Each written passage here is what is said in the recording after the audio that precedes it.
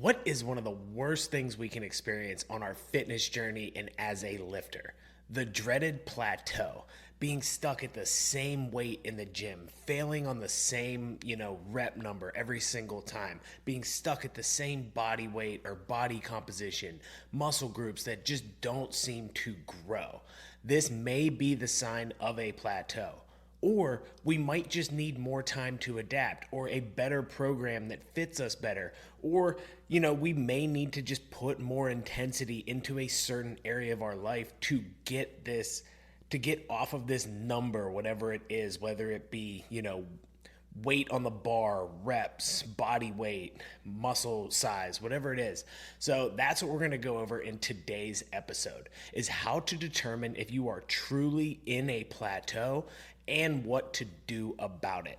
Thank you for tuning in to the Lifting Cues podcast, the podcast for lifters. And today's cue, like I said, is plateaus. What are they? When are we truly plateaued? And what are the steps we need to take to change it? I'm Coach Quinn, aka Coach Q, online and in-person fitness coach specializing in curating training and nutrition plans for strength and physique development. I've been a lifter for over half of my life, and now in my 30s am on the journey of becoming a competitive powerlifter. I'm going to take all of that experience along with, real world people and real world results coaching and give you the best lifting cues to help you reach your goals. So when we're talking about plateaus, the first thing that we need to understand is, what is a plateau? A plateau is 4 to 6 weeks of consistency in the same routine that was previously making progress, which has now stalled. So the time frame here is very important. Notice I said 4 to 6 weeks with no more progress. So we need to be in a program for that long and for things to not move before we have reached a plateau. People want to, make huge gains in the gym after maybe 1 week, 2 weeks. They're not seeing results. They're like, hey, we need to change the workouts. I need to change my diet. My macros need to change, whatever it might be.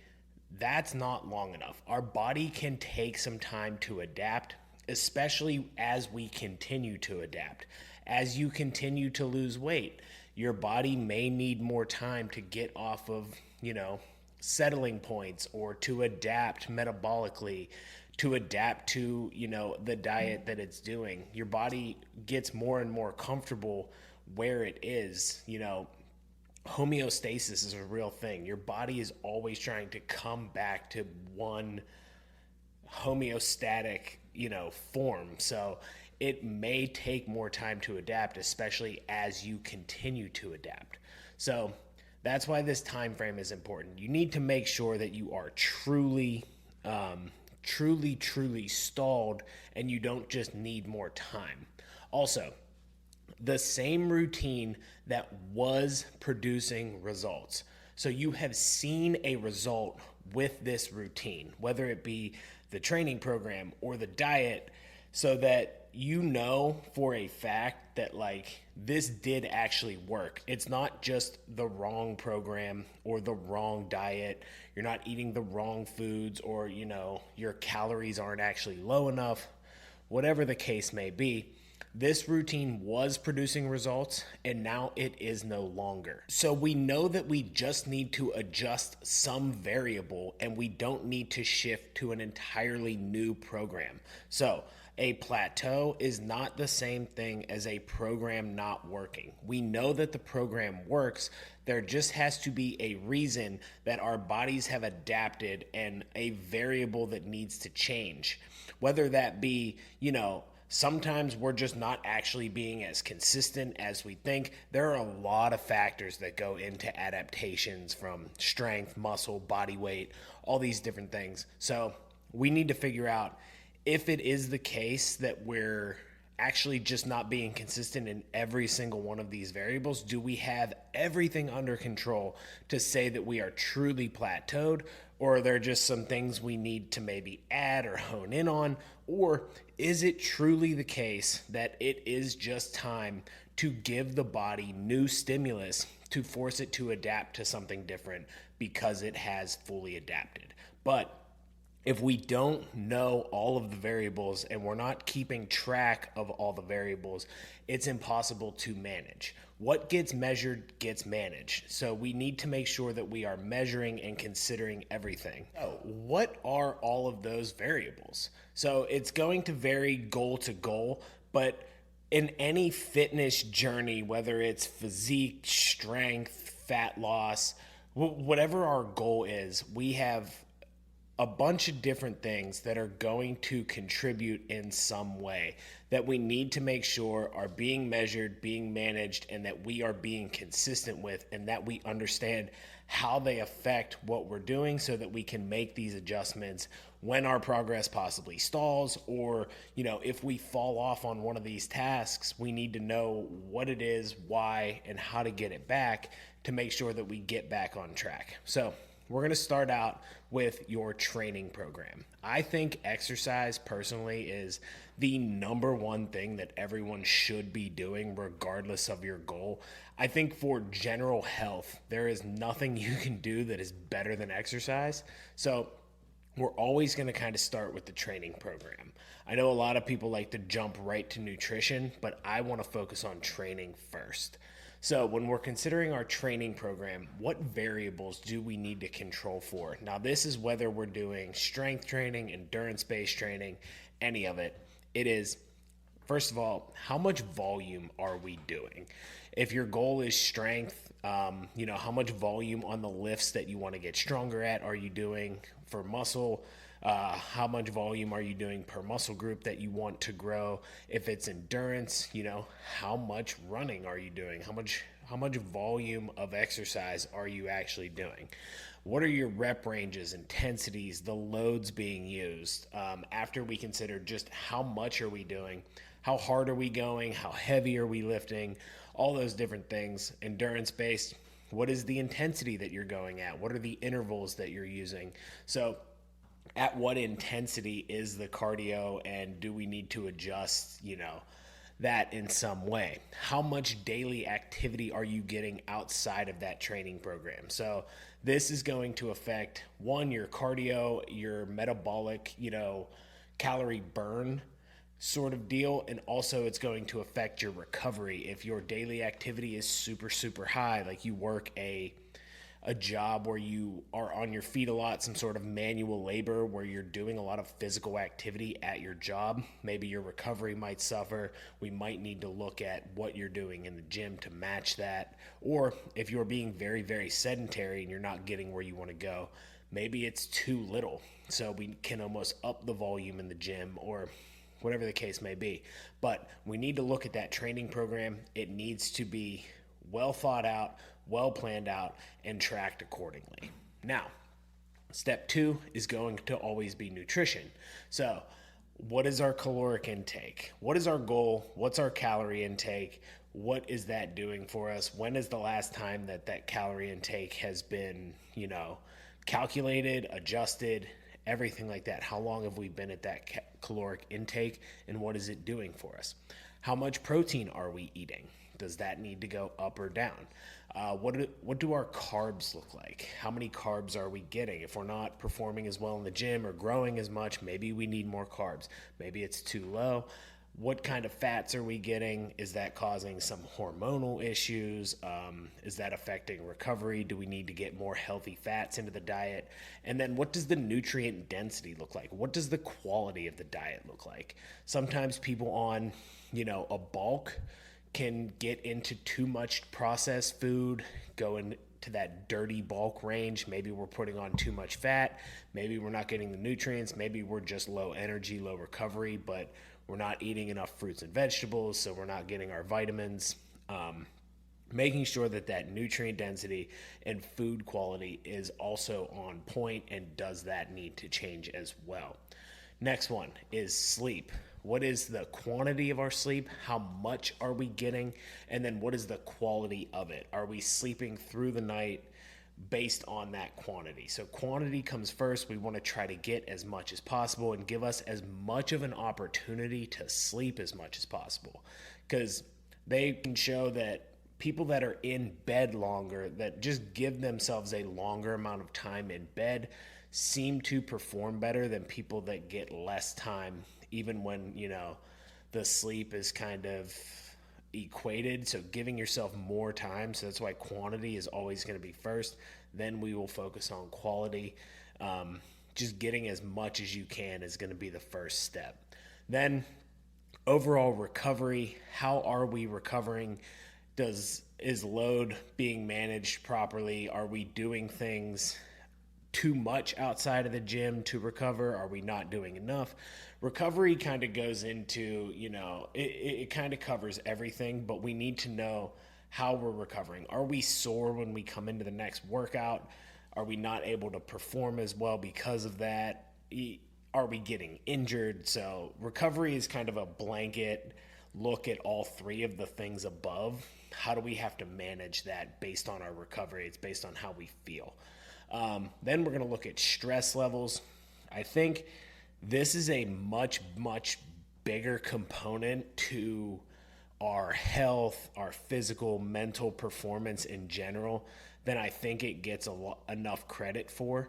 I really am starting to believe that overall chronic stress in, modern society today is probably one of the biggest factors contributing to poor health.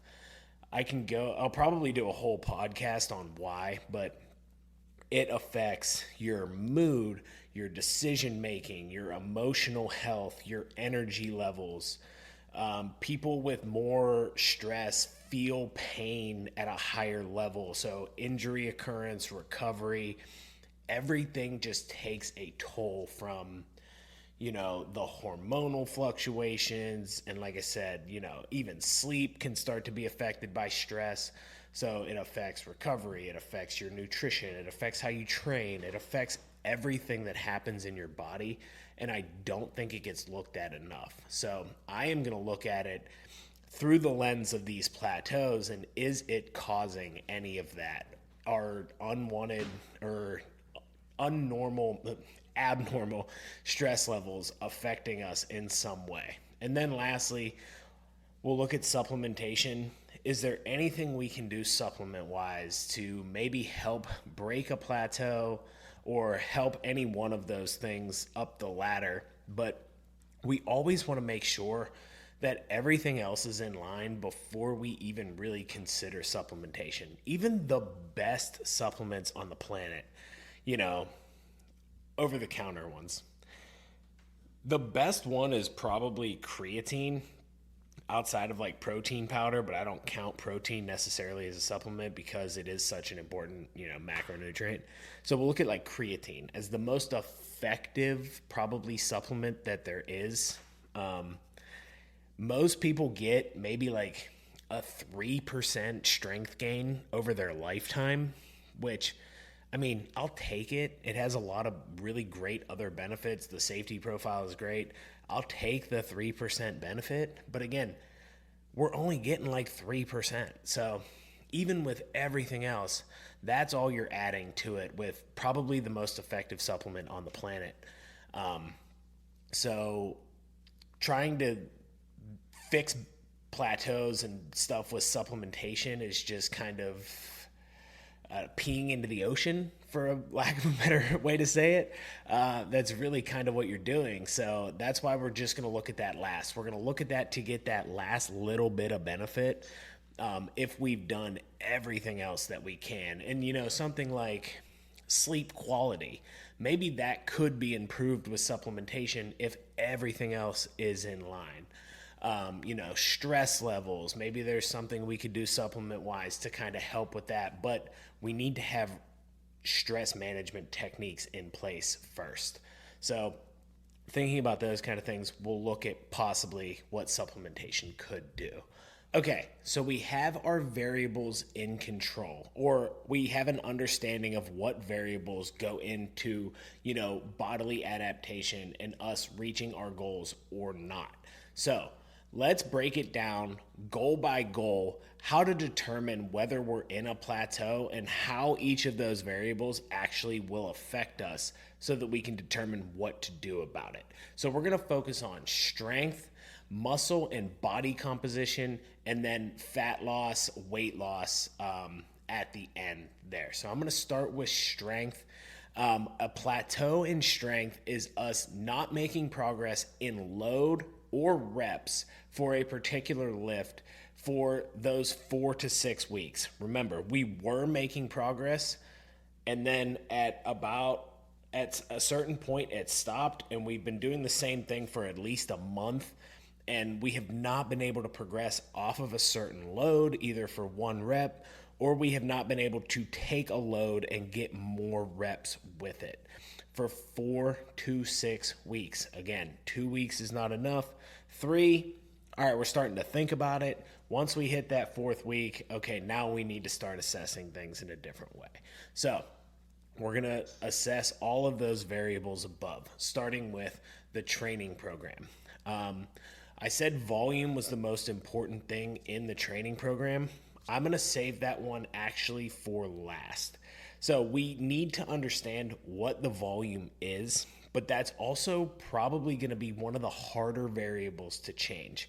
Our workout time is pretty set in stone as to, how much time we actually have. So adding more volume isn't necessarily always going to be the answer. And, from a recovery and a mental standpoint, it's not always the best thing to do. Adding more heavy sets of squats, maybe that's not the first answer. Maybe that's not what we need to do as long as we're hitting those minimum thresholds. Remember, for strength, we need 6 to 9 hard sets per week. As long as we're hitting that minimum, if you're only doing 3, yeah, let's maybe bump that up to 6 or 9. But if we're getting, those thresholds, we'll get to volume. It might be the case that we do need to add more, but I'm going to try and do that last. So the next thing I'm going to look at when it comes to strength is what rep ranges am I working in? Are we only doing, heavy sets of singles? Are we never doing any singles?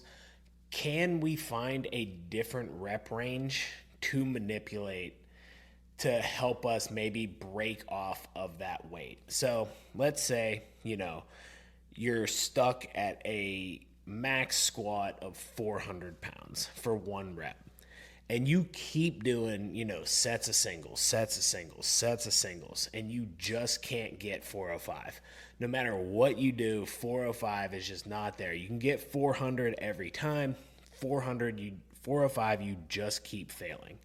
Maybe we need to back that off, do some higher reps, do some heavy sets of 3, find your max set of 3, find your max set of 5, start to work a little bit more in that rep range to see if we can get ourselves a little bit stronger there.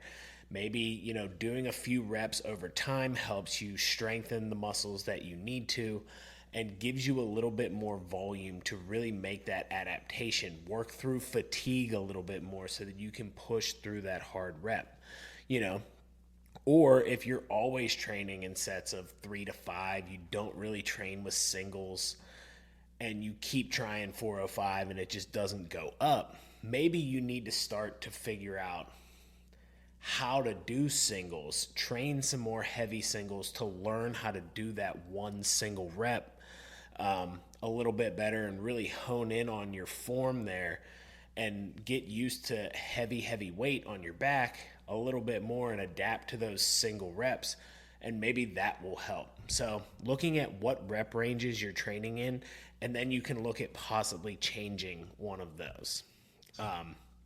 So then next one would be intensity. Are we training with not enough intensity? Are we training too easy? For strength, you don't necessarily have to train to failure. You really don't actually even want to, because you are training with heavier and heavier loads. It is fairly fatiguing to train at a high intensity, but maybe we're staying too far away from failure. Maybe we do need to take some time to push a little bit harder. Maybe we need a 4-week block of work where it's like, okay, I have I have some time. I'm going to take the time to really push the intensity, push some weight on this lift, and I'll figure out a way to make sure that I recover from it. Maybe we need to take something from somewhere else, but I need to push the intensity here because I just haven't been pushing hard enough, and I think it's affecting me when I try to get that 1 rep max. I'm just not able to push through it enough. And then, are we training with too high of an intensity? Is the intensity just too high? Because if that's the case, maybe our recovery is being affected. We're not feeling good by the next time we even get to squats, or you squat one day and then your legs are still sore and that affects your deadlift day. Maybe you're just training too intensely. You need to actually pull back, recover a little bit better. We can still push some heavy weights, but maximizing that recovery is going to be the key. And that's really the key, I think, with intensity in general, is maximizing recovery, especially with strength, because it is so specifically focused. And, normally when we're talking about strength in the gym, we're talking about how do I get, my big powerlifting lifts, the big 3, squat, bench, deadlift. How do I get those stronger? And those are extremely fatiguing lifts. So how do we do this without destroying our recovery? How do we push that intensity without ruining our recovery? So maybe we need to pull the volume back when we push intensity up. Like I said, because they are so fatiguing. If you push too close to failure too often, you may end up impairing recovery. So we need to figure out how to get off of this without destroying our recovery. Maybe it is, selecting exercises that help us grow muscle groups that will help produce more force for that lift. Like if your bench is stuck and you need to grow your triceps, maybe we can push some tricep stuff to failure. It's a little bit more isolation without destroying recovery. We get our triceps a little bigger, they can produce more force. Maybe we get a little bit better on the bench. So maybe you can find that intensity there in some more bodybuilding isolation style training to grow your muscles bigger so that they can help you produce more force as you continue to practice the lift. So you get really, really good at the lift and you get bigger, which will inevitably make you stronger. So maybe that's a good way for intensity to help out. Other thing to consider with intensity is our rest periods. How long are we resting in between sets? When you're pushing intensity really, really high, you need to make sure that you have long enough rest periods so that you can hit that intensity again on the next set. If you're doing 3 sets and you do your first one and you rest for 60 seconds and do the second one and you're not ready to do the same weight for the same amount of reps, you are not resting long enough. You need to rest long enough so that that next set can match at least the first set that you did, at least mentally. At least okay, I feel like I can do that again. If your body doesn't get there, that's okay. We understand that. Maybe we can, rest a little bit longer, but making sure that you feel like you can do what you just did again would be good for you. So when we're pushing intensity higher, we need to consider those rest periods. The workout may take a little longer. We may have to adjust somewhere else. So intensity has all of its own, individual components. And that's why, again, when we're considering being plateaued, we need to consider all of these variables. How are they affecting what we're doing and what we're trying to do? And are we actually measuring these things? Because if you're just going into the gym and going through the motions and you're doing everything as hard as you can, or you think you are, and as fast as you can, maybe you don't even know what variables need adjusted because you're not even thinking about it. You're just like, I just don't understand why I can't get this squat. But Maybe it's because you haven't actually honed in on these things. And when you have real goals and as you continue to get more advanced, we need to hone in on all of these things. Um, Last one with the training program is going to be load, especially for strength. We need to manage our load. How do we do that? If we can't lift any heavier and we're stuck, we can't just lift more, right? So we need to kind of manipulate other variables of the lift that maybe allow us to lift a little bit heavier. So let's take squats for an example. Maybe, you can't do the squat that you want to competition depth, but if we overload that lift, now we get used to having heavier weight on our back.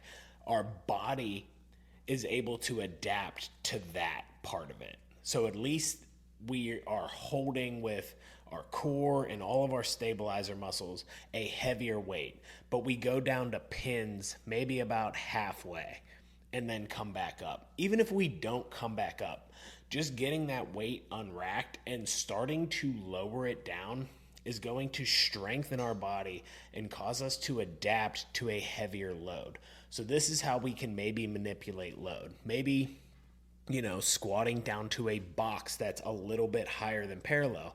Maybe I can put a little bit more weight on, get down there. Again, adapting through most of the range of motion, but with a much heavier load so that when we put, say, like I said, we're thinking about that 400. Maybe we can do 425 down to halfway and back up. Then we get 405 on our back. We know what this feels like. It doesn't feel as heavy. And now maybe we can get through that whole range of motion with that load. Also kind of utilizing pauses or different variables that help us get through what would be called like our sticking point. So if you know that in your squat, it's, a little bit above parallel, maybe holding a pause down in that parallel position, holding that time under tension in there longer, getting through that range of motion with under a little bit more tension might help us adapt so that we can get in and out of there. Maybe we need to develop a little bit more power. So it's, something that makes the load heavier at the bottom where we struggle more. Or if we struggle with the lockout, maybe it's bands so we can finish out that lockout. Just practicing different things that make certain parts of the lift harder so that we can adapt a little bit better and are able to get through it might help us with load. So when I say, modifying load when it comes to strength, we're trying to figure out how to modify the lift to help us do better under load based on where we struggle or, just trying to find ways to overload and get our body used to that. And when it comes to like cardio and daily activity and strength, maybe this is really where with cardio, this is where kind of recovery really plays into it. Are we doing too much cardio to really gain strength? Do we maybe need to pull back and just focus on getting strong? Or are we just getting so winded that we can't do reps or we really can't recover in between sets because our cardio is just garbage? Like maybe you actually need to do more so that you can actually, recover and get your heart rate back down and get it under control so that you can control it in between sets, control your breathing during sets. Maybe you've been so focused on strength that your cardio is absolutely trash, and that's just not good for you performance-wise in general. So maybe we even need to up it. And then, like I said, looking at daily activity, are we doing too much? Do we work a manual labor job that's making it impossible to recover from training, or just we can't train hard enough, so we need to figure out how to manipulate the variables so that we can manage volume and train hard enough? Whatever the daily activity might be, how do we adjust it? Or again, are we so sedentary that like we can't make cardiac adaptation to actually get, better physically? Do we need to do more daily activity? Are we too sore because we're so sedentary? Are certain movement patterns just not there because we're sitting all the time and just can't squat or deadlift properly? How do we get more daily activity if we need it? So adjusting that variable there, but understanding what it is, how it's affecting our strength. All right, next one, nutritionally.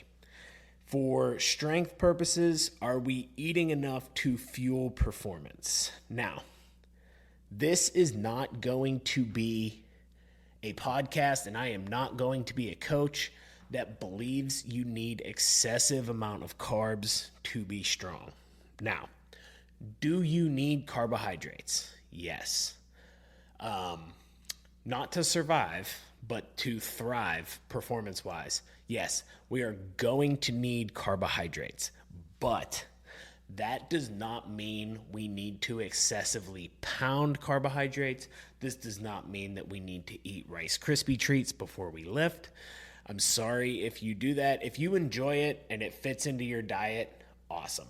But do not think that you need to force feed yourself sugary foods before you lift just to be strong. That is not the case.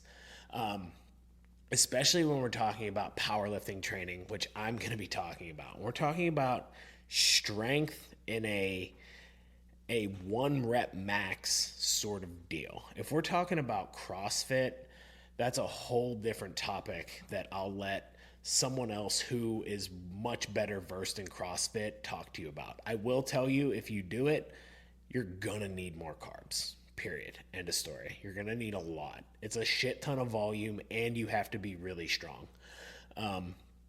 But when it comes to just general strength and even powerlifting strength, we don't need nearly as much as we think. But we will want to have some. So when you set your carbohydrates, maybe we're looking at 3 to 4 grams per kilogram of body weight. Somewhere around there would be kind of the ideal range. And that is really kind of thinking about, what is my caloric intake? Is my caloric intake high enough to fuel performance? Because we're probably going to set a protein number that is pretty fixed regardless of our goal. The 0.7 to 1.2 grams per pound of body weight is where that protein number is going to sit. And it may adjust a little bit based on how many calories we have to play with. But then we can set, kind of carbohydrates from there. And we can adjust fat if we feel like we need to get more carbs in. Now, if your performance is suffering and you just feel like either you can't fully get through a workout, or your body is not recovering fast enough in between sets for you to do another, you may either just not have enough energy, and that may mean that you need more carbohydrates, or you need to eat closer to when you are, working out to fuel that performance. The biggest thing with general performance in the gym is you do not want to be hungry. So eating enough so that you do not feel hungry, because this will make you feel more depleted. Like I said, you don't necessarily need carbs.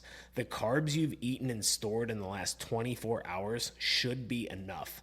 So making sure that you've eaten enough carbs in some time frame to refuel your glycogen, give you enough, and that you are not hungry when you go to the gym. Making sure that you have enough calories for that to fuel performance, and then adjusting as necessary. If we're stuck, maybe we need to up it a little bit more. Maybe we do need a little bit of a boost. Maybe we need to eat a little closer to our workout, or maybe we need to adjust macronutrients to get more carbohydrates or something in before that workout to be able to fuel us through it. Then, are we eating enough to recover? Are we getting enough calories? Are we getting enough protein, carbohydrates? And this is where fats will also come in. Making sure that we're getting enough healthy fats for, inflammation and joint health, joint recovery, all of that kind of stuff will help as well. And just being able to absorb nutrients hormonal health. So making sure that we're eating enough overall to recover. And then, once we have that fixed in, that's when, nutrient timing might actually matter. So maybe, eating a higher carbohydrate meal, higher carbs, higher protein after the workout sparks that recovery a little bit more. We save fats for later in the day so that they can store overnight and we have that to use, the next day or whatever it might be. But are we doing that appropriately? And then how is our digestion? Are we eating too much to be able to digest? Are we trying to eat a bunch of processed food to eat enough calories?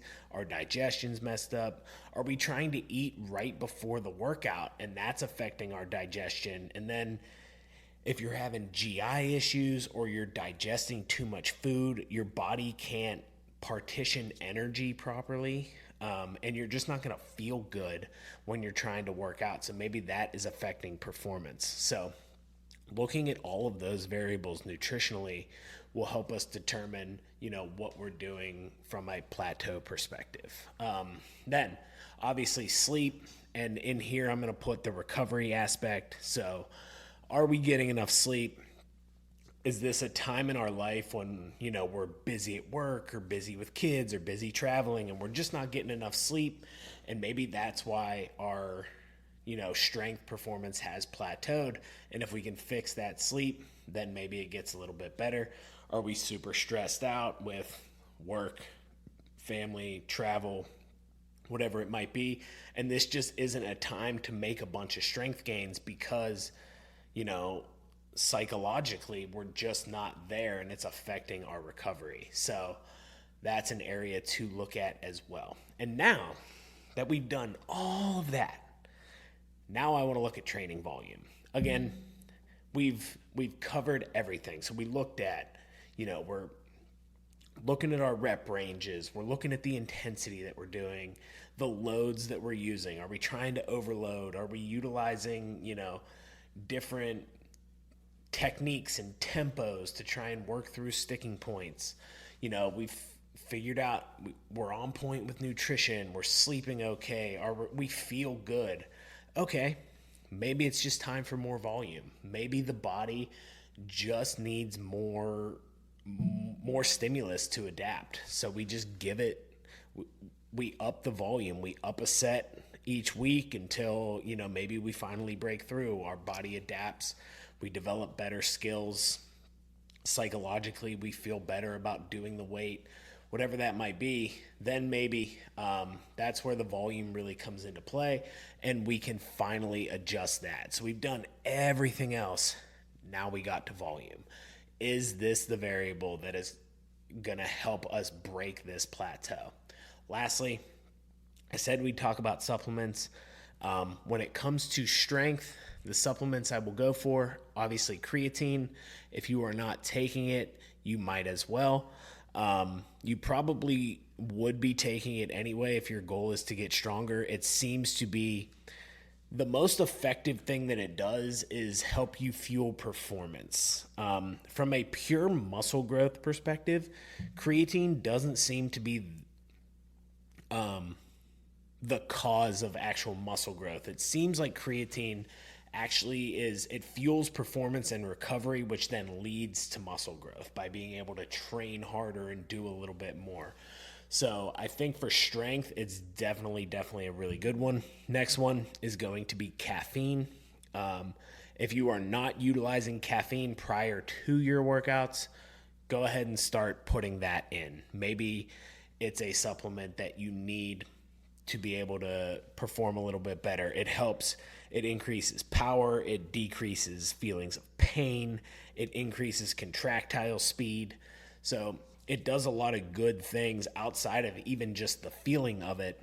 And also, if you're a person who regularly drinks caffeine, consuming caffeine before your workout can help lessen feelings of withdrawal, because caffeine is an addictive substance. Your body does actually withdraw from it.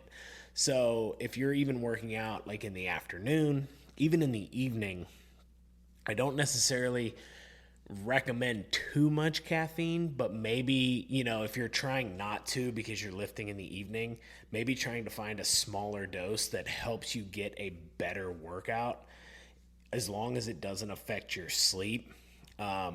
Maybe that might be a key. If we have caffeine too late in the day, maybe we do need a supplement to help our sleep. And that would be the other place I would look from a, supplement perspective is sleep. So thinking about maybe melatonin or some ashwagandha to help us, lower stress levels, go to sleep a little bit easier.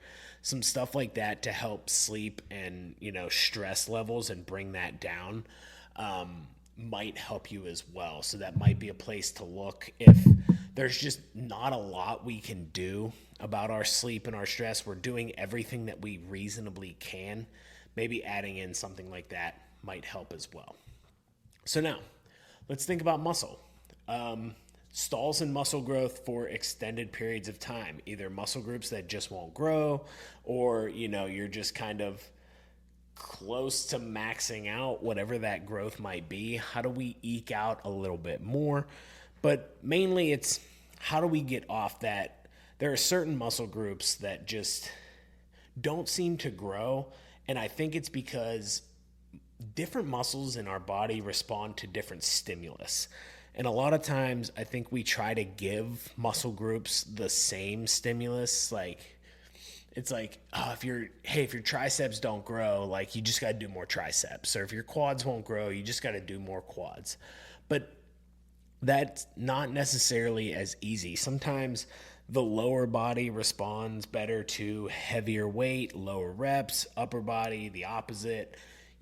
Whatever it might be, different muscle groups are going to respond differently to different stimuli. So thinking about that as well. And that's why we need to make sure that we're doing everything that we can. Now, first thing we're going to look at here, and it's going to be more important for muscle, is volume.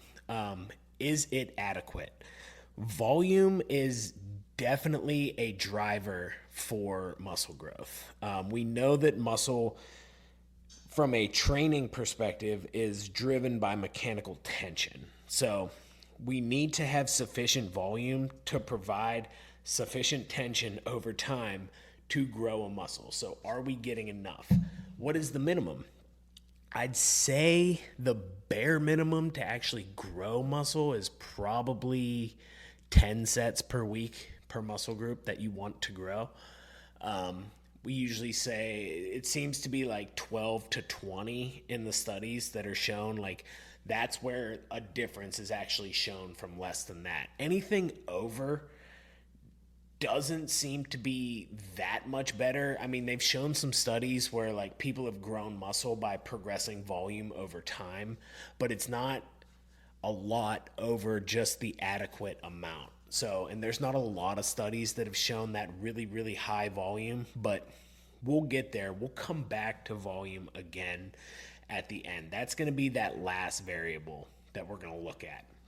So then we can look at rep range and intensity.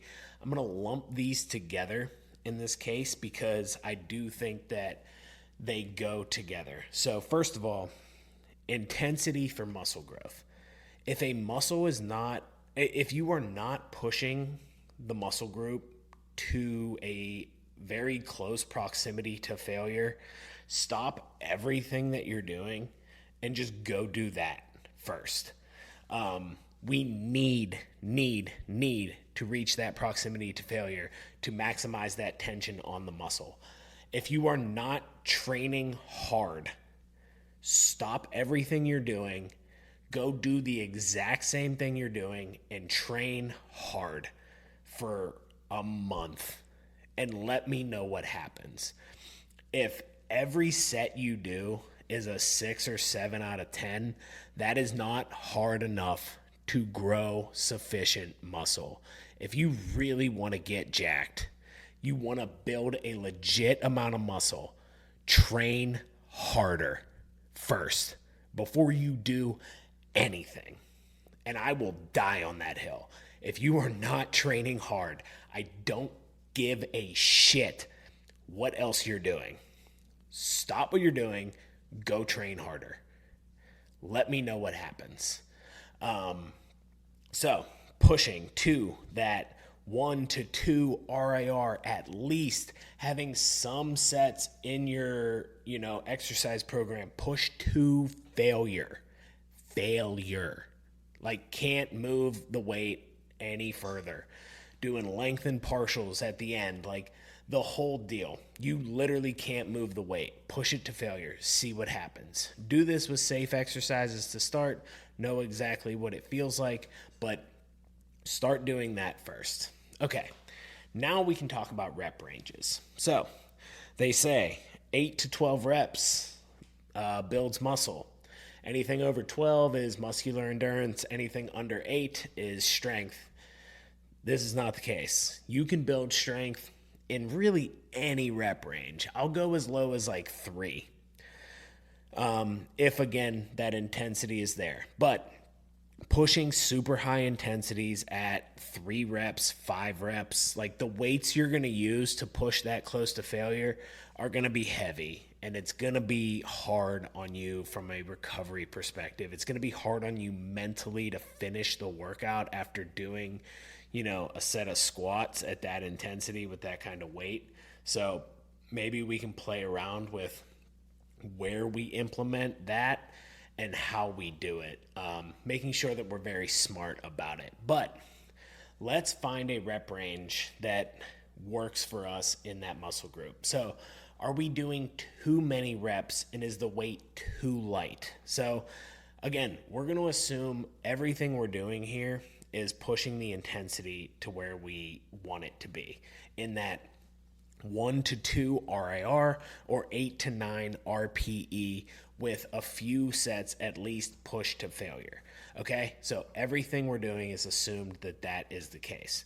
So maybe we're doing, a bunch of reps. We're in the 15 to 20 rep range. We can go as high as like 30. They've never studied anything over 30, so I don't think there's a lot of magic I don't think that's actually the cap, but like, come on, it's going to be boring. Like, how many sets of 30 can you do to failure? Anyway, but like, so we'll say like 15 to 20, like you're just doing a lot of reps. Maybe it's just too light. Maybe your body needs more load to be able to adapt. So maybe trying to push that rep range a little bit lower, bumping load up as that rep range comes down, helps you grow a little bit. Then again, maybe we're doing too little. Maybe we're working in sets of 6 to 10, and it's not quite enough volume for that muscle group to grow. I think about something like, for me, my quads have always been a problem, mostly because it's hard for me to utilize my quads in squat patterns because of the way my body is shaped. I am very hip and glute dominant no matter what. Every time I squat, even high bar squatting, even front squatting, heels elevated, my glutes are always getting involved. Even on like the leg press, I can barely feel my quads, and it's so hard for me to get low. Regardless, it's hard for me to isolate my quads. So I had to just do more volume. I had to find exercises that hit my quads and hit them with more and more and more and more volume. I was training a lot of heavy leg work for a really long time. That's how I like to train legs.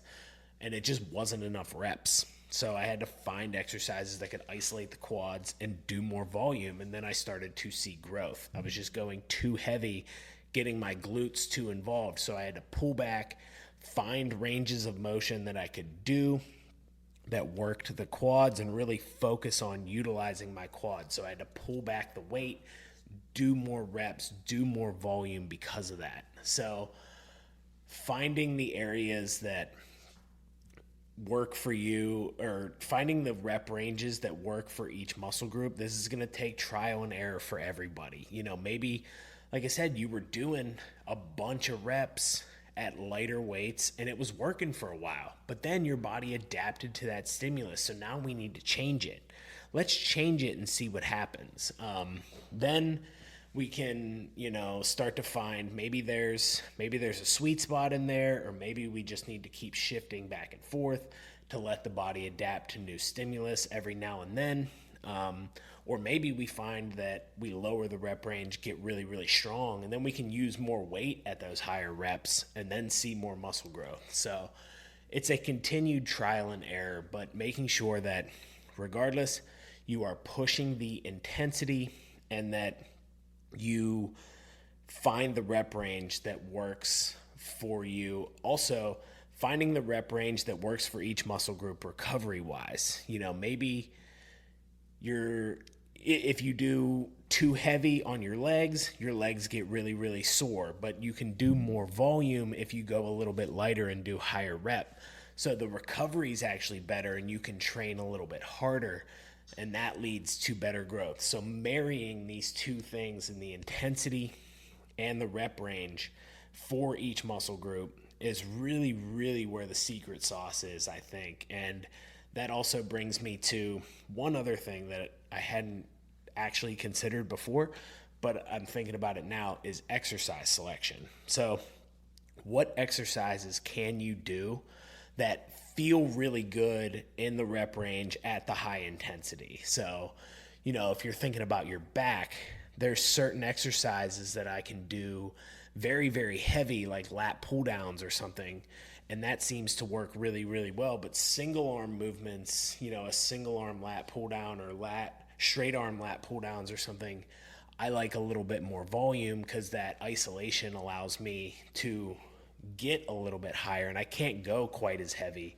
and my body seems to respond to that better. So figuring out what exercises work in each rep range that you feel the best, that you're able to recover from at the intensities that you need to. Because if you do, too many heavy like barbell rows to close to failure, maybe your core gives out before you even get as close to failure as you should.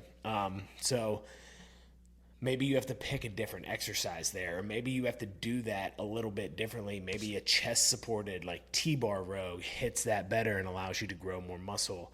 Utilizing straps and other assistance and other stabilizing techniques, I think might actually help you produce more muscle growth as well, because you can push that intensity higher with that muscle group without something else failing, without your grip failing, without your core failing you.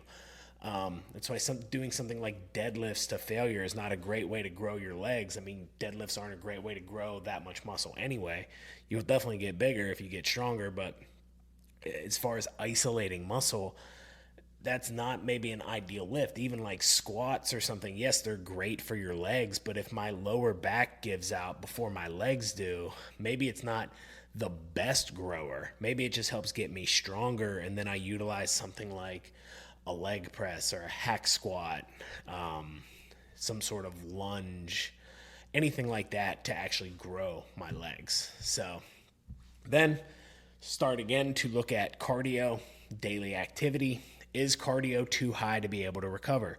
Are we doing too much? Are we not doing enough? So if you don't do any cardio, something that cardio does do, there was a study they did where they had people bike and then do, I think it was leg extensions or leg press. Maybe it was both. Anyway, they had them bike and then do leg exercises, and then they had the other group not bike and do the same leg exercises.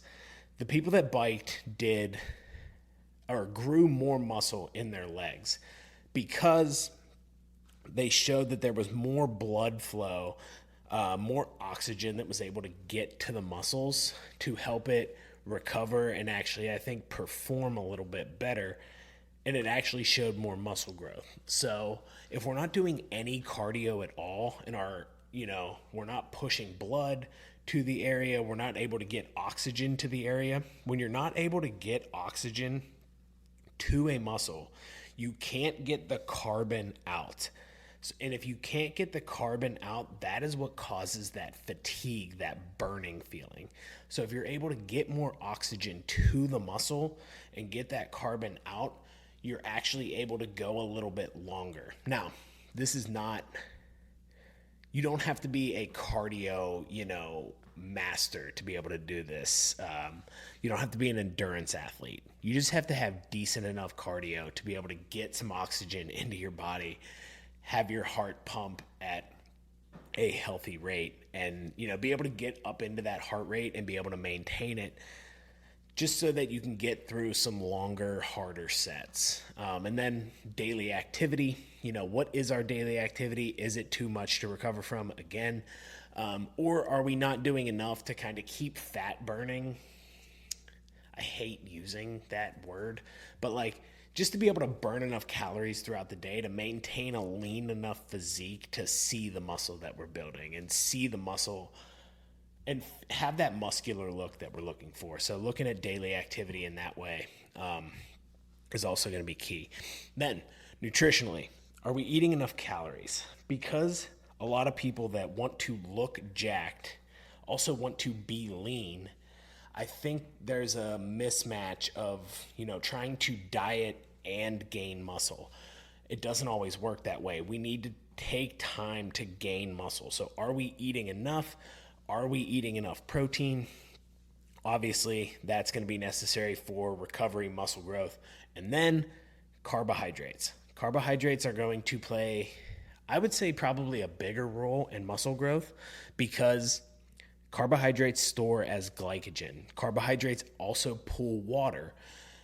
Where does glycogen store? In the muscle. What is the muscle made of? Mostly water. So if we're pulling more water and we're pulling more glycogen, our muscles will look fuller.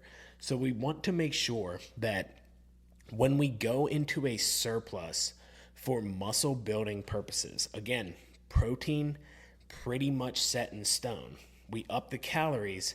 Where do we want those calories to come from? If the goal is muscle growth, we want them to come from carbs. Maybe we're trying to build muscle on a low carb diet because we see people on the internet do it.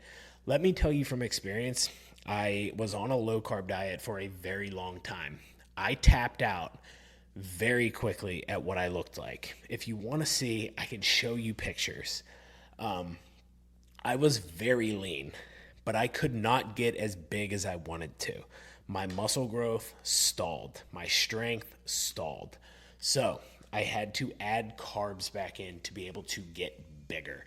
And then when I got leaner again, I had more muscle. So focusing on, there are some times to build some muscle. We'll put some carbs back in. Then we can maybe pull that back when we do want to lean out and hopefully maintain as much of that muscle as possible. So definitely look at your nutrition, your carbohydrates, and then I'll throw nutrient density in here too. Are we eating a healthful, health-promoting diet? We're not dirty bulking our way and then just gaining fat. So think about that. Sleep and recovery. Obviously, sleep, growth hormone, or the most growth hormone that we produce is produced during sleep. So we want to make sure that we are getting enough of that to get enough sleep cycles, because I think it's the REM sleep cycle when growth hormone's the highest. It's REM or deep. Sorry. I should know this, but it's one of those two. Either way, we want to get a lot of both. We want to get as much as we can of both of those. So quality to get enough sleep cycles, or quantity to get enough sleep cycles, quality to make sure that we are getting into REM and deep sleep in each of those cycles. So making sure that you're able to do that is going to aid recovery. Again, stress levels. I don't think this is stressed enough, especially when we're trying to add high intensities to things that can lead to more muscle damage, more soreness, more DOMs. So thinking about that, and what are you recovering from? Are you able to recover? Are we doing too much? Do we need to rest more? Do we need to manage stress better? All those things, making sure that recovery is good. Now, we figured out all these things, right? Our intensity is there. We know at this point what rep ranges work for our muscle groups. We've seen rep ranges work and our muscles grow. All these different things. Our nutrition's on point. We're sleeping great. We're just stuck. Okay. Now maybe that muscle group needs more volume. maybe it's time for a specialization period, because getting volume over like 20 sets a week and up is, going to be time consuming. It's going to take up a lot of recovery capacity. Maybe we need to utilize specialization periods. I did this for my back and my quads about a year ago. I was like, I need my back to be bigger. My lats would not grow. I needed to hit them with more volume. I changed my exercise selection and it worked. But in that time frame, I wasn't able to train chest and, really any of the pushing muscles all that hard. I had to pull the volume back because I just didn't have enough time. I didn't have the recovery capacity. So when we're considering upping volume, we should do it for specific muscle groups at specific times, probably, unless we know that like a certain muscle group, we can just crush it with volume, isolation muscles and stuff like that, and it's fine. We can keep doing that. But bringing volume back in other areas, other muscle groups, to just a maintenance level, which is actually pretty low. We can look at like 6 to 9 sets, maybe even like 3 hard sets a week to maintain muscle, and then upping the volume in other areas there. And then we can consider supplementation as well. Again, creatine, we talked about why it's going to be great for muscle growth. It's going to improve performance, improve recovery. Caffeine, again, going to improve performance in the gym. I mean, those are really the two like most effective supplements. You could look at maybe like citrulline as a pre-workout to improve blood flow. You could look at something like rhodiola, has some evidence as a pre-workout supplement to, it improves like mood and focus and kind of energy levels. So, you feel better throughout the workout and you can kind of finish it a little bit harder. I know a lot of people like beta alanine. It's pretty much useless. I use it because I like the face tingle. It lets me know like it's time to lock in. And I feel something psychologically. I know it's not doing anything to my body, but it makes me feel like I can go harder. Other than that, I mean, just making sure that you're fueled properly and recovering. Again, maybe some of the sleep supplements to help with that growth hormone production and recovery. Maybe some stress stuff. Like I said, I like ashwagandha for that. Some fish oils maybe from a recovery perspective. Something like that. So I'd say that's probably the big one. So with that, we'll get to fat loss. What are the components of fat loss that we need to consider? This time, we're actually going to start with nutrition. I'm not going to start with the training plan on this one because fat loss and weight loss always start with nutrition. Are you adhering to your calories over the week? I cannot stress this enough. Calories do not live by the arbitrary 24-hour clock that we have decided is what it is. Actually, they probably don't even live by this weekly clock, but it makes the most sense to break it down into a week. So many people are awesome during the week. Monday through Thursday, most of Friday, some of Sunday. But then, Friday night, Saturday, Sunday before dinner, like it's just a shit show. And calories are so high, and when you average it out over the week, we're destroying our calorie deficit on the weekend. I've been guilty of this so many times in my life. And when you actually realize this piece of it, it kind of changes everything. We need to adjust our calories to maintain a weekly calorie budget.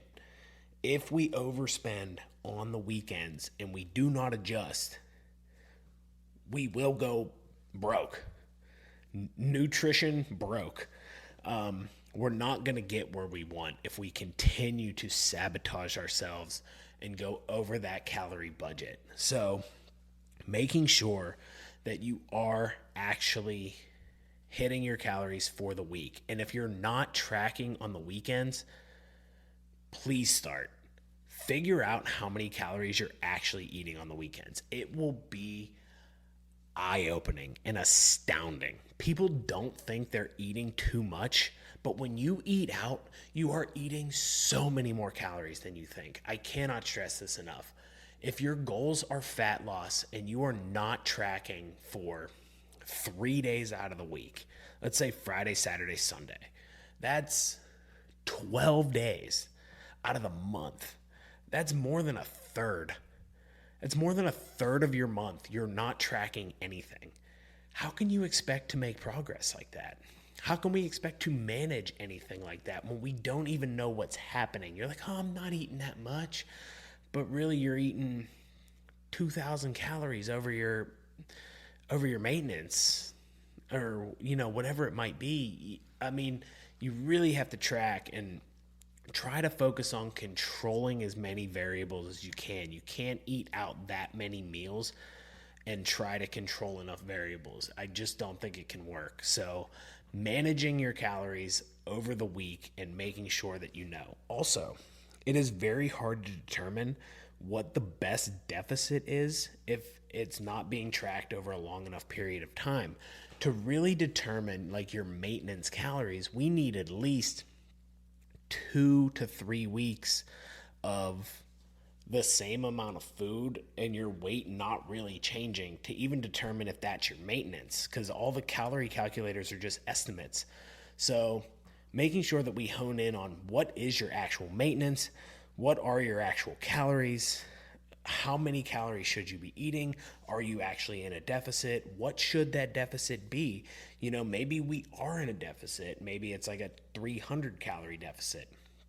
Eventually we lose some weight, that might stop working because of metabolic adaptation and different things like that. So maybe we need to adjust the calories down. But again, if we're not tracking, then we don't know. So make sure that those calories are being tracked over the week. Are you eating enough protein? This is another big one nutritionally, especially for maintaining and building muscle. If you're, in a deficit and you have enough fat mass that you can kind of recomp and build muscle and lose fat at the same time, protein's going to be super important there. Protein will benefit your metabolism. It is a very small benefit, but when we are trying to lose fat, why not take every benefit you can get? And the benefits of protein just keep adding up. So it's going to help muscle, it's going to help recovery, it's going to help your health. If there's a small benefit to your metabolism, even better. Is your macro breakdown, working for you? Some people respond differently to higher fat, higher carb. Some people respond adherence-wise. They do better with more carbohydrates in their diet. They're able to adhere to the diet. Maybe they like to eat a little bit lower carb. So finding that macro breakdown, again, calories are what they are for the most part. Like we got to find the deficit level. We have to find the maintenance. We have to find the deficit. Then we can do carbs and fats. We need like probably a minimum level of 20% of your calories from fat, trying to keep it around there. And then we can fill carbs in, but then we can adjust. Maybe, hormonally you do better with a little bit more fat, or, recovery wise, whatever it might be. So making sure that macro breakdown works for your body, that you feel good, and that, you're able to adhere to whatever that macro breakdown is. It works with your preferences, because let me tell you, any diet will work if you stick to it. If you can't stick to it, it is not going to work. Are you getting enough nutrients? Are you eating a balanced whole food diet that has enough fiber to support digestion and make you feel good heart health wise? Everything like that is going to play a role as well. So food quality is also going to be important here. And then, obviously, what of these things do you need to adjust? Are you not accounting for food quality and you're just eating a bunch of diet foods like protein bars and I don't even know what else, protein chips and different stuff like that? Like these processed protein products are awesome. It's great that we can get more protein in, we can cut calories, but we need to balance that out with other nutrient dense foods because we're taking the nutrition and the satiety is just not there from those foods. It's great to get the protein, it's great to keep the calories down, but we need to make sure that we're getting enough nutrients. So does food quality need to be adjusted? Anything like that. When it comes to training for fat loss, we don't train for fat loss. Period. End of story. Training is not for fat loss. Training is for performance and other bodily adaptations like building muscle. We train to get things. We train to get more endurance. We train to get stronger. We train to get muscle. We train to feel better. We train to move better. But there is a scenario where cardio will help burn calories. Movement will help you burn calories. So I put training after nutrition because until the nutrition's on point, I don't really care about training for fat loss. But if our nutrition's on point and we've gotten calories down pretty low and we've stalled out, this is where I think cardio can start to help. Now it's like, okay, we have the energy in, energy out equation. We brought energy in to a point where we really can't go any lower because we're just not going to be able to stick to it, or we're just going to feel like shit. So we got that down there. Now it's like, okay, we need to bring the energy out up. This is where we can add in cardio. So don't add cardio and diet at the same time because then we run out of levers to pull. If we start with diet, we pull those calories down to a point where we're like, okay, I don't really want to go much lower, but I'd like to get a little bit leaner. Now I can move activity up.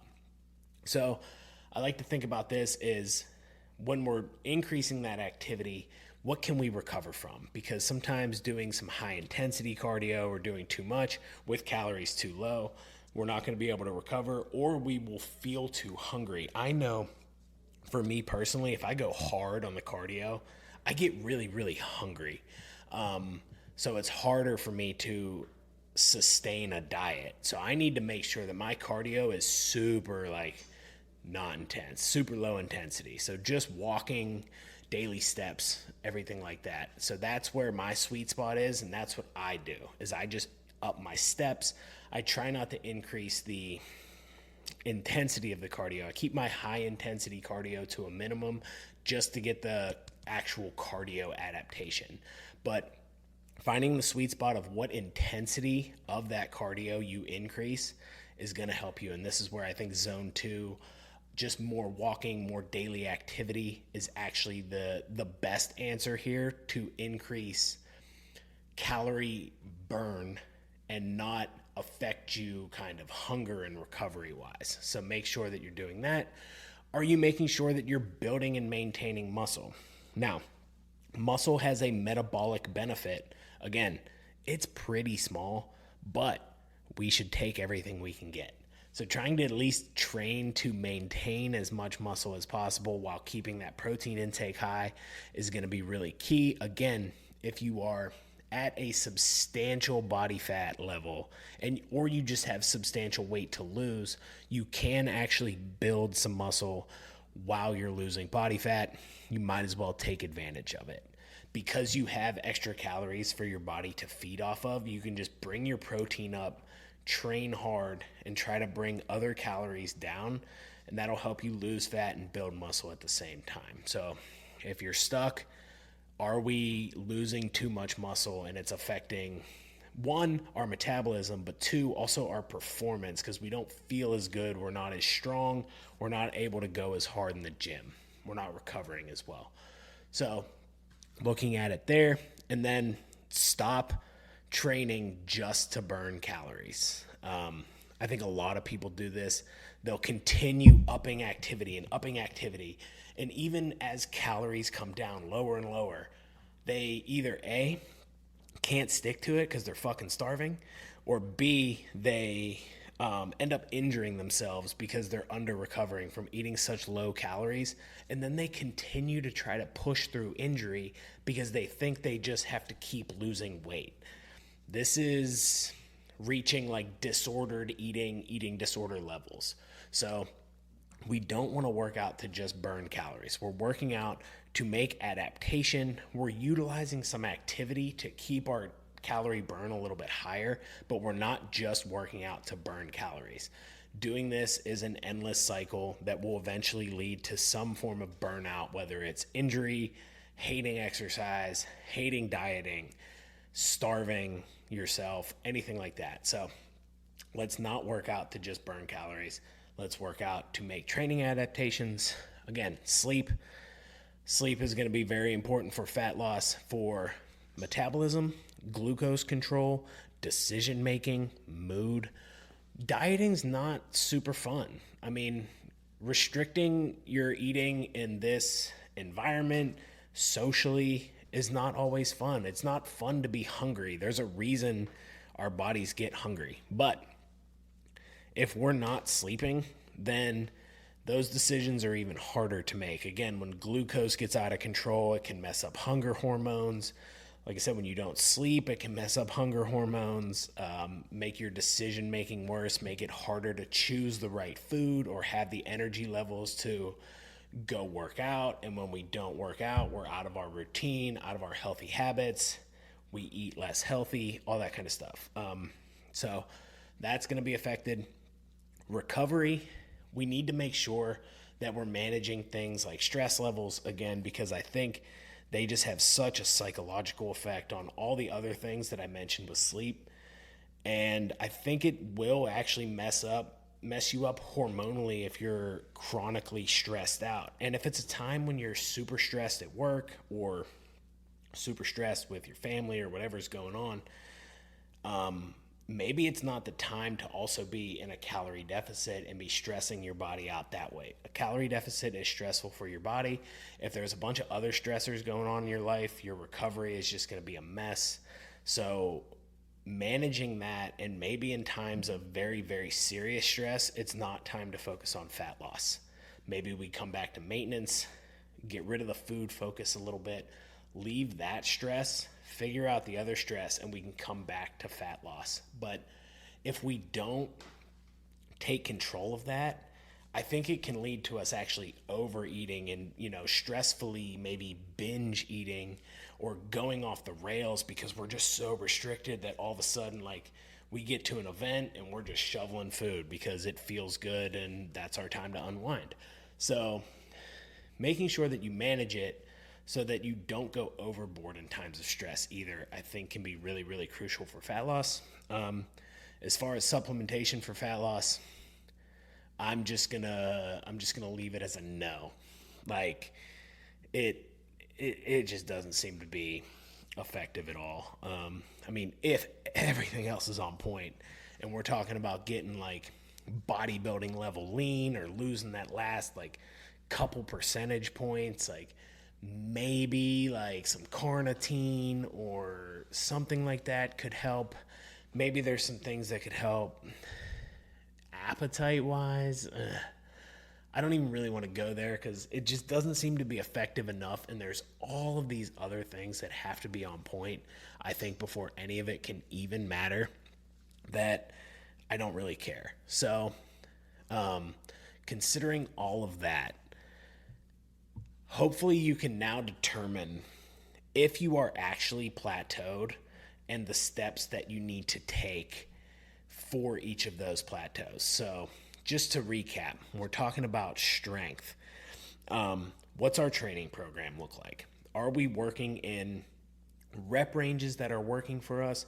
Do we need to find different tempos or exercise techniques to overload or work through sticking points? Where's our intensity? Are we working at a high enough intensity to adapt? Are we working at too high of an intensity that we can't adapt? What's our nutrition look like? Do we need to add maybe some carbs? Do we need to fix the timing of our nutrients? Do we just need more nutrient density? So looking at that from a strength perspective, do we need to sleep more? Do we need to manage stress better? Is stress out of control? So really we just need to focus on maintenance of strength for a while, because we're just not going to be able to make the adaptations. And then, are we taking creatine? Are we getting some caffeine? Those kind of things. Muscle, same deal. No matter what, intensity better be there. If it's not, fuck off, go home, go back, listen to the whole podcast again, get your intensity up. But as far as that goes, then we can start to look at what rep ranges are we working in? Are they working for those muscle groups? Are we able to recover? What's our exercise selection look like? Are we able to push the intensity on the exercises that we're selecting? Do we need to make adjustments to push that intensity higher on those exercises? Nutritionally, are we eating enough protein? Are we eating enough carbs? Are we eating enough calories? But we don't need to eat too many. I didn't mention this for muscle growth, but as far as the surplus goes, it needs to be maybe 5-10% above maintenance.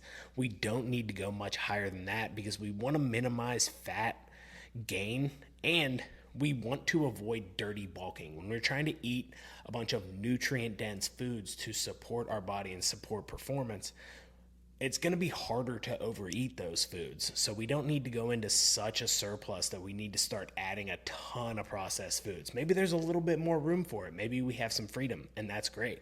But we don't want to go overboard still. So making sure that that is on point, and then you're fueled properly for your workout and you can get through it, because they might be a little bit longer, a little bit higher volume.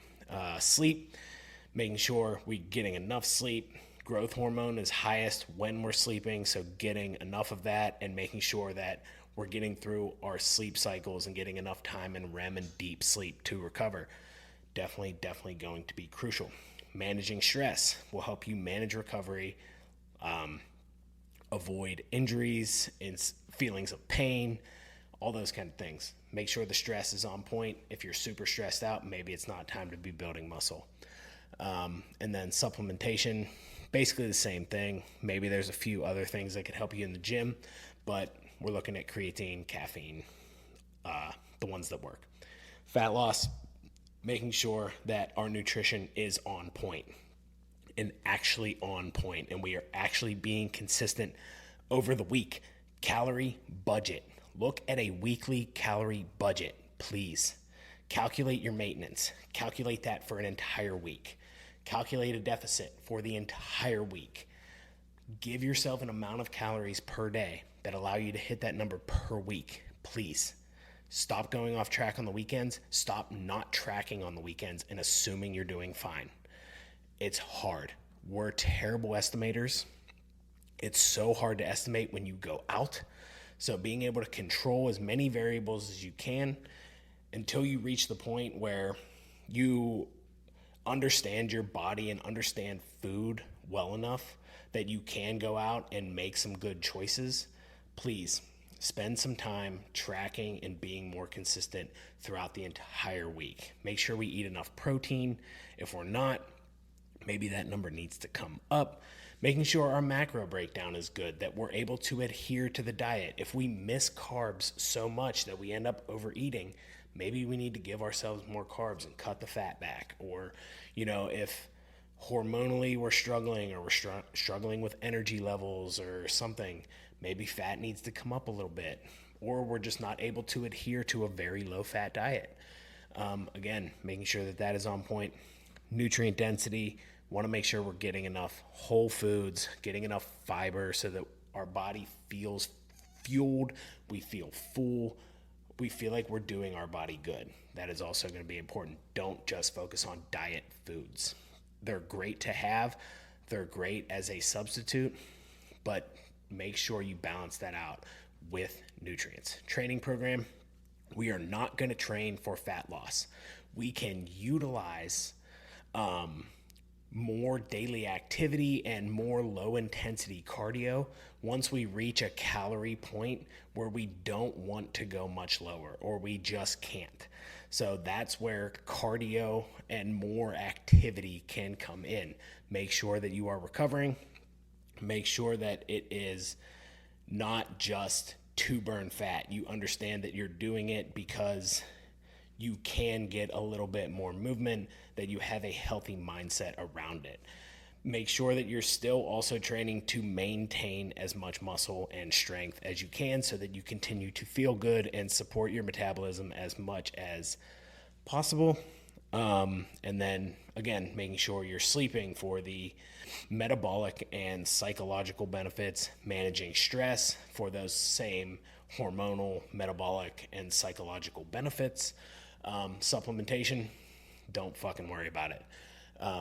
Maybe caffeine helps you with energy levels and maybe it helps your appetite a touch, but really don't waste your money on over-the-counter fat loss supplements. So I hope this really helps you determine if you're actually plateaued or if you're just not completely on point. Don't just assume that the program isn't working, the training program that you're doing isn't working, or the diet you're doing isn't working if you're not considering all of the other factors. Maybe you're not actually plateaued and maybe this all isn't pointless. Maybe you can still make adaptations. We just need to make some adjustments. So think about that as you go through a list of what is my goal? What am I doing now? Am I doing everything possible? Maybe I'm not plateaued, or maybe there's just small adjustments that need made. I don't need to overhaul everything. And that should, I think, really help you determine if you're plateaued and what to do about it and help you reach your goal. That has been this episode of the Lifting Cues podcast. I really hope this helps. I hope this gives you some great cues on how to adjust your plateaus and really get through them. If you like this episode, please like, rate, subscribe wherever you get your podcast. Follow me at CoachQ_fitness on Instagram. Follow me at Coach Q on Facebook. Let me know if you liked the episode. Send me a DM, comment on my posts, leave a review. Ask your questions. I can answer them on the podcast. It is called Lifting Cues.